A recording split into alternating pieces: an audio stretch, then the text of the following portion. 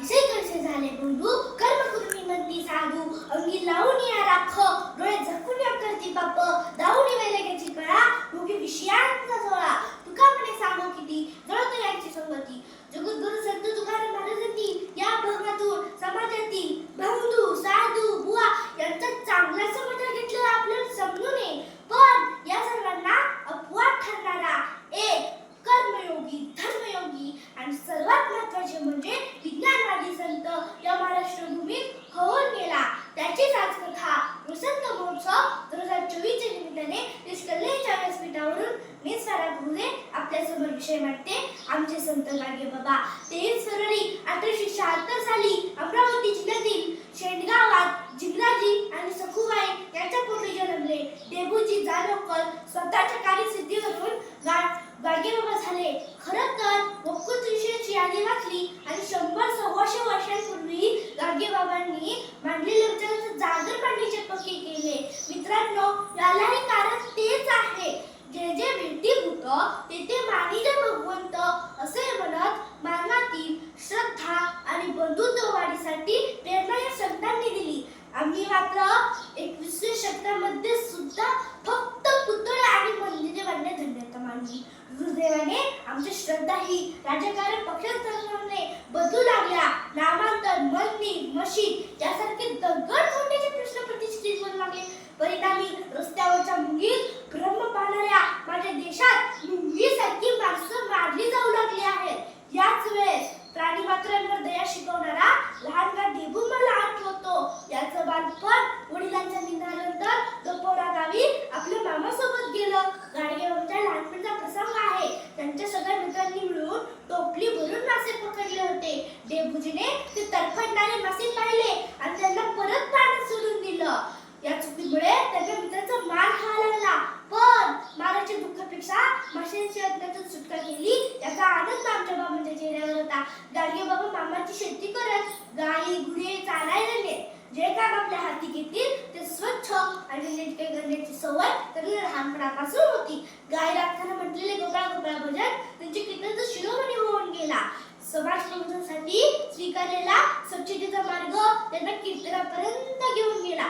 कीर्तनाला उभे झालेले आमचे बाबा कसे होते?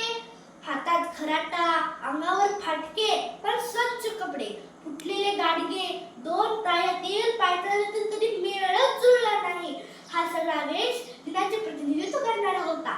कोणताही झेंडा हाती नाही, कोणताही गंध कपाळाला नाही. कीर्तनात ते म्हणायचे, तू कोण रे? मी महार. तू कोण रे? मी कुणबी. तू कोण रे? मी ब्राह्मण. बये हा कुणबी, तालेवार मराठा, याले पण 2च हात. हा महार, याले पण 2च हात. हा ब्राह्मण, मला वाटले याला तरी 4 हात असतील, त्याले पण 2च हात. सारेला 2च हात, 2च पाय, 2च डोळे, एकच नाक. सारेचा जन्म एकाच जागेत न.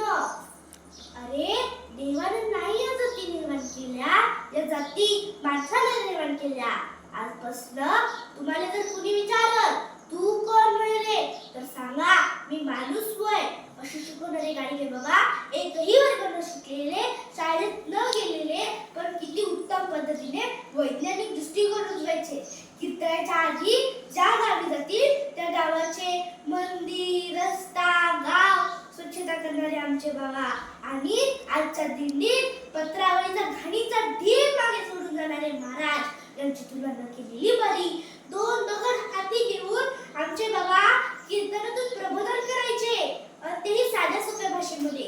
ते म्हणायचे, देऊळ बांधलं का रे? हो बाबा. देव आणला का रे? हो बाबा. देव विकत आणला की फुकट बे? विकत आणला जी. बरं, देव विकत आणला, देव बसवला, देऊळ बांधलं. आज तुमच्या देवानं अंग धुतलं का रे? अरे त्याला अंग धुण्याची अक्कल नाही, स्वतःच्या दुधाची रक्षा करता येत नाही, तो देव कसला?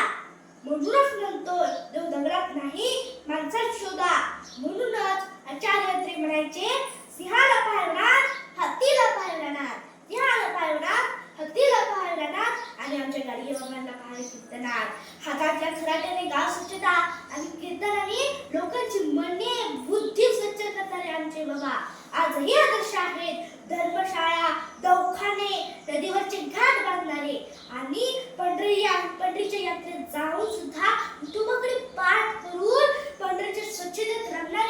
बाबा चिकास मनात राहतील चिकास मनात राहतील संत गाडगे बाबा विद्यापीठ संत गाडगे बाबा ग्राम स्वच्छता अभियान अशा बाबी नव्या पिढीला नक्कीच करण्यात येतील यात शंका नाही. शेवटी आपल्या गाडगे बाबांचे आवडते भजन म्हणून मी आपला निरोप घेते.